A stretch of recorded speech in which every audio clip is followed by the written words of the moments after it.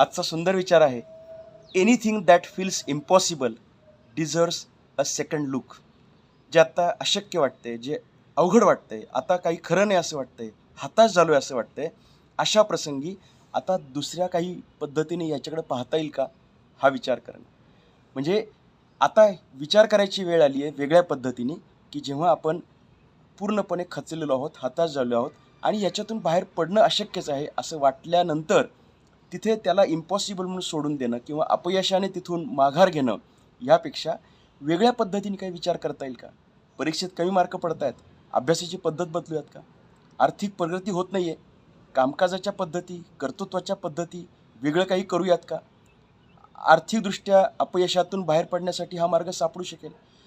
तब्येतीच्या समस्या आहेत, काही आजाराच्या समस्या आहेत, पूर्णपणे खचलोय, हताश झालोय, यापेक्षा उपचार पद्धती बदलूयात का? हा दुसरा